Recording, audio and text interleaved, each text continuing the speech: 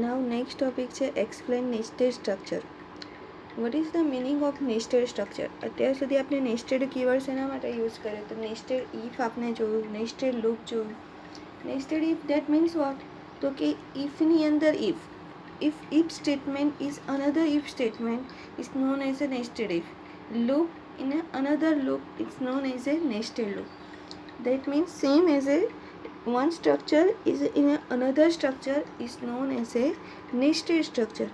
એક સ્ટ્રક્ચર જ્યારે આપણે બીજા સ્ટ્રક્ચરની અંદર મૂકીશું તો આને કયું સ્ટ્રક્ચર કહેવાય છે? Nested structure.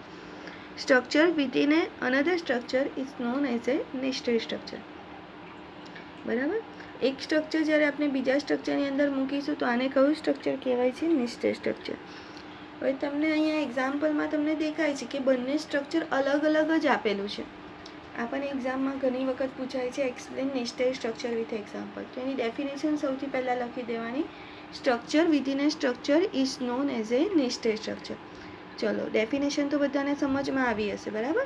તો હવે એનો એક્ઝામ્પલ જોઈએ, કેમ કે બહુ ડિટેલમાં નથી, ખાલી એની ડેફિનેશન અને એનું એક્ઝામ્પલ આપી દેવાનું છે.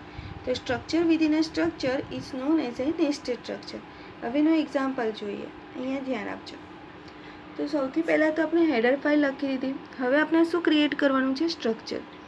સ્ટ્રક્ચર ક્યાં ક્રિએટ કરવાનું છે? એક સ્ટ્રક્ચરની અંદર. પણ અહીંયા મેં બંને સ્ટ્રક્ચર અલગ રીતે ક્રિએટ કરેલા છે. એક સ્ટ્રક્ચર અને એક સ્ટ્રક્ચર પૂરું થાય ત્યાર પછી બીજું સ્ટ્રક્ચર ક્રિએટ કરેલું છે. હવે અહીંયા એક નાની મિસ્ટેક છે. સ્ટ્રક્ચર પૂરું થયા પછી સેમિકોલન કરવાનું છે, જે બાકી રહી ગયું છે તો એ તમારે કમ્પ્લીટ કરવાનું છે. તો હવે અહીંયા ધ્યાન આપજો. અહીંયા એક કન્સેપ્ટ લીધેલો છે એડ્રેસ અને એમ્પ્લોય. હવે દરેક એમ્પ્લોયનું પોતાનું એડ્રેસ તો હશે જ ને, બરાબર ને? એટલા માટે આપણે સૌથી પહેલાં એક સ્ટ્રક્ચર ક્રિએટ કર્યું છે એડ્રેસનું. એડ્રેસની અંદર મેં બે ફિલ્ડ લીધેલી છે. એક તો એનો જીપ કોડ અને બીજું છે એનું સિટી નેમ, બરાબર? તો જીપ કોડ ઇન્ટીજરમાં હશે એટલે મેં ઇન્ટીજર ડેટા ટાઈપનું લીધું છે અને એનું નેમ જે છે એ સ્ટ્રિંગ હશે એટલે મેં લીધું છે કેરેક્ટર એરે. હવે હું સ્ટ્રક્ચર ક્રિએટ કરું છું એમ્પ્લોયનું. એમ્પ્લોયની બે ફિલ્ડ લઈ લઈએ, એમ્પ્લોય નંબર અને એમ્પ્લોય નેમ. હવે મારે સ્ટ્રક્ચર વિધિન એ સ્ટ્રક્ચર એટલે હું એક સ્ટ્રક્ચરની અંદર બીજું સ્ટ્રક્ચર નથી કરતી, પણ એક સ્ટ્રક્ચરની અંદર બીજા સ્ટ્રક્ચરનો વેરિયેબલ ક્રિએટ કરું છું. શું ક્રિએટ કરું છું? વેરિયેબલ. ફરીથી ધ્યાનથી સમજજો.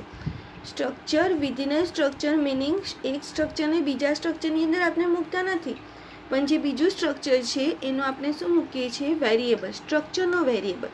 હવે ઉપર સ્ટ્રક્ચર કયા નામનું હતું? Struct address. તો મેં એનો વેરિયેબલ ક્રિએટ કરી દીધો સ્ટ્રક્ટ એડ્રેસ એ. સમજમાં આવ્યું બધાને? ફરીથી ધ્યાન આપજો. What is the meaning of nested structure? Structure within A structure is known as a nested structure. Loop in A another loop is known as a nested loop. If statement in another if statement is known as a nested if. સેવી જ રીતે structure within A structure is known as a nested structure. હવે અહીંયા એક concept લીધેલો છે કે address અને એમ્પ્લોય. તો કે એડ્રેસ હોય એ દરેક એમ્પ્લોયનું તો હોય જ. તો સૌથી પહેલાં તો સ્ટ્રક્ટ એડ્રેસ લઈ લીધું છે. તમે કંઈ પણ લઈ શકો છો, આ તો મેં જસ્ટ એક લીધું જ છે. એમાં ઝીપ કોડ અને સિટી નેમ લીધેલું છે. હવે અને એક બીજો લીધો છે એમ્પ્લોય, એમાં એમ્પ્લોય નંબર અને નેમ લીધેલું છે. હવે સ્ટ્રક્ચર વિધિન એ સ્ટ્રક્ચરના કન્સેપ્ટ માટે આપણે જે પહેલાં જે સ્ટ્રક્ચર ક્રિએટ કરેલું છે એનો વેરિયેબલ એ તમારે બીજા સ્ટ્રક્ચરમાં ક્રિએટ કરવાનું. તો આ કન્સેપ્ટ બની જશે નેસ્ટેડ સ્ટ્રક્ચરનો. તો પહેલું સ્ટ્રક્ચર કયું હતું? Struct address. તો મેં એનો વેરિયેબલ બનાવ્યો સ્ટ્રક્ટ એડ્રેસ એ. વેરિયેબલ બની ગયો. હવે આપણે આગળ જોઈએ પ્રોગ્રામમાં. હવે એને વોઇડ મેઇનથી એને એક્સેસ કરીશું. કેવી રીતે એક્સેસ કરીએ છીએ એના પેરામીટર્સ. હવે સૌથી પહેલાં એક એડ્રેસનો તો જે સ્ટ્રક્ટ એડ્રેસનો તો વેરિયેબલ ઓલરેડી એમ્પ્લોયની અંદર આપણે ક્રિએટ કરી જ દીધેલો છે. હવે આપણે એમ્પ્લોયનું સ્ટ્રક્ચરનો વેરિયેબલ ક્રિએટ કરીએ એટલે સ્ટ્રક્ટ એમ્પ્લોય ઈ. વેરિયેબલ ક્રિએટ થઈ ગયો સ્ટ્રક્ટ એમ્પ્લોય. હવે અહીંયા ધ્યાન આપજો, મેં ડાયરેક્ટલી વેલ્યુ અસાઇન કરી દીધી છે. અહીંયા ધ્યાન આપજો. ડાયરેક્ટલી મારે એમ્પ્લોયના વેરિયેબલ્સ કયા છે? EMP નંબર અને ઈનેમ. તો હું એમ્પ્લોયના વેરિયેબલ્સથી હું ડાયરેક્ટલી એક્સેસ કરી શકું છું કે E.emp નંબર, E.eName. સમજમાં આવ્યું બધાને? એટલે મેં અહીંયા વેલ્યુ લખી દીધી કે E.emp નંબર 10 છે અને E.name XYZ છે. હવે એમ્પ્લોયની અંદર તમે ઓલરેડી એ નામનો સ્ટ્રક્ચર એડ્રેસનો વેરિયેબલ ક્રિએટ કરેલો જ છે. એટલે એની મદદથી તમે ઉપર ઝીપ કોડ અને સિટી નેમ પણ એક્સેસ કરી શકશો. તો કેવી રીતે કરી શકશો? તો કે પહેલાં એમ્પ્લોયનો વેરિયેબલ લેવાનો, પછી એડ્રેસનો વેરિયેબલ લેવાનો અને ડોટ કરીને પછી તમે ઝીપ કોડ એક્સેસ કરી શકો છો. એમ્પ્લોયનો વેરિયેબલ ડોટ એડ્રેસનો વેરિયેબલ ડોટ સિટી નેમ. તો અહીંયા લખેલું છે કે e.a.zip કોડ. સમજમાં આવ્યું?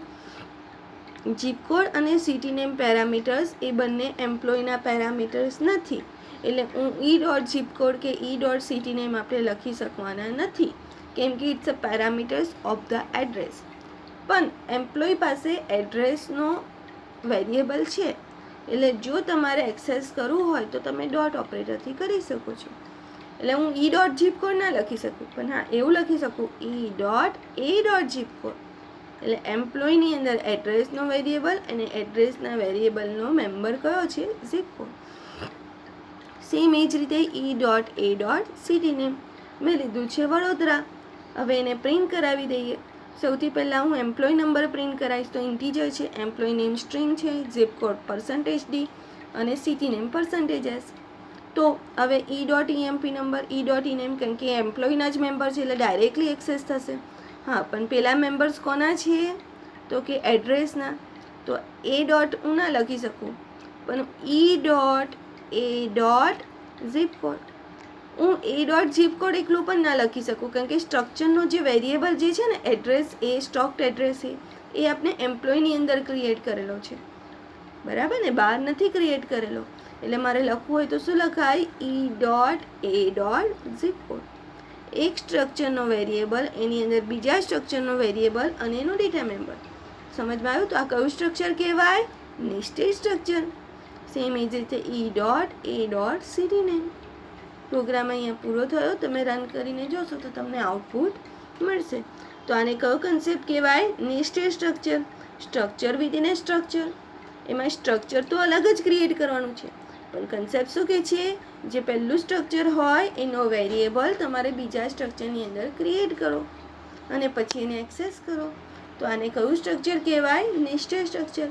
હવે સ્ટ્રક્ચર એમ્પ્લોય હતું, એના વેરિયેબલ્સ તો એ પોતે ડાયરેક્ટલી એક્સેસ કરી શકશે, કેમ કે એ તો પોતાના મેમ્બર છે. પણ એડ્રેસના વેરિયેબલ્સ તમારે એક્સેસ કરવા હોય તો તમારે એના વેરિયેબલનો યુઝ કરવો પડે. એટલે e.a. કરીને તમારે લખવું પડે, રાઈટ ને? તો આ જે તમારું જે કન્સેપ્ટ છે એને કયો કન્સેપ્ટ કહેવાય છે? Nested structure. Hope you all understand.